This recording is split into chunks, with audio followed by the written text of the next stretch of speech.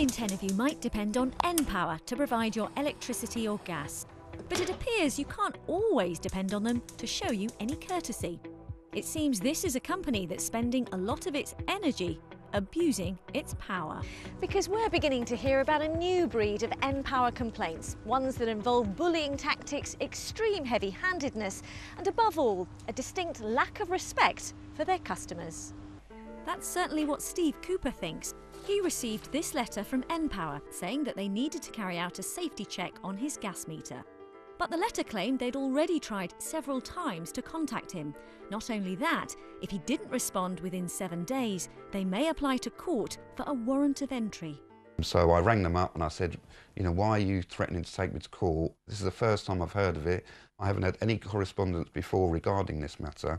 What makes npower's stance so baffling is that they wouldn't need to enter Steve's home to access his meter, because it's here, unlocked, right outside his front door.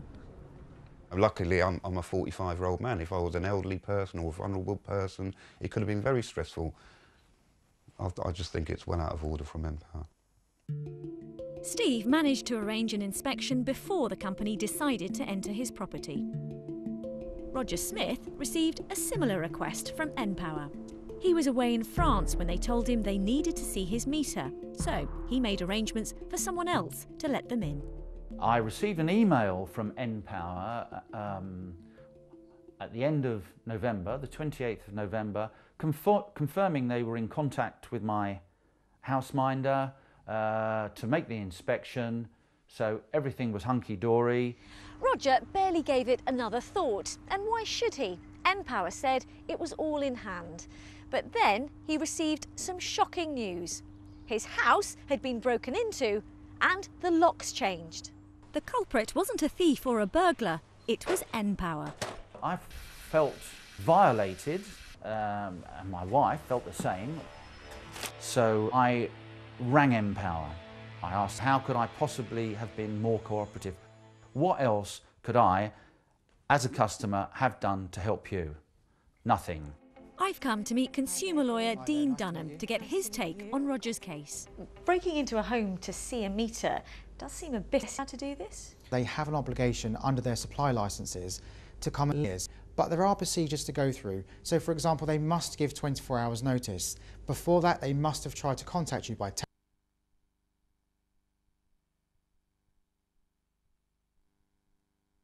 As a customer, have done to help you? Nothing. I've come to meet consumer lawyer Dean Dunham to get his take on Roger's case. Breaking into a home to see a meter does seem a bit excessive. Are companies allowed to do this? They have an obligation under their supply licences to come and check the meters at least once every 2 years. But there are procedures to go through. So, for example, they must give 24 hours notice. Before that, they must have tried to contact you by telephone, by letter, even by coming around knocking on the door.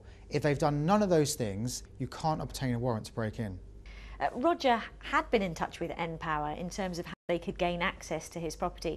In Roger's case, he did everything right. He told them how to get into the property, he was communicating with them. And I have to say, if the magistrates had been told that information, they would never have given that warrant. But these aggressive tactics aren't just reserved for meter inspections. They use them to chase payments too, even though they've miscalculated the bills. Mark Allen has been an npower customer since 2007. He had been paying £560 a quarter through direct debit. But then suddenly, his bill nearly doubled. I received a bill in June 2012 for approximately £1,100, which seems to be quite a lot. Confused, he asked npower to recalculate. Over the next few months, he kept receiving totally confusing bills. Despite going back and forth with npower asking for explanations, Mark continued to make payments to them. But then in June, he received a letter telling him that because of an outstanding balance of £1,300, npower intended to apply for a warrant to enter his home and cut his power supply off. I've made numerous phone calls to npower asking them, how can you get a warrant of entry, when in fact I haven't refused to pay And in fact, I am legitimately paying my gas and electric bill. It's just that I'm in dispute with the amount of money that npower was asking for me. Mark says npower assured him there'd been a mistake and that he shouldn't worry, and assured him they weren't about to cut him off. But Mark should have been worried, because upon returning home from a business trip, he discovered npower had gone ahead and done it anyway. I went into my garage and found out that somebody had broken into my garage by forcing the lock. And a note had been pushed through the door, basically informing me that my electric supply had been terminated due to non-payments of my electric bill. But when he called npower, they admitted they had cut off his electricity, but insisted it wasn't to do with confusion over billing. They told him they'd broken in because they thought his house was vacant and therefore unsafe. There's no doubt about it. In Mark's case, they entered his property illegally. He was in constant contact with them. They knew he was in residence. So to say we've got to break in for health and safety reasons because the property is vacant was complete nonsense. Should never have happened. Mark says npower admitted they made a mistake, offered to pay for a night in a hotel, and they reconnected him the following day. But for Mark, this isn't about compensation. Basically, it's just the same as being burgled. It's like a violation to think that a company can have that amount of power to actually break into a member of the public's house. It's it's shocking, to be quite honest.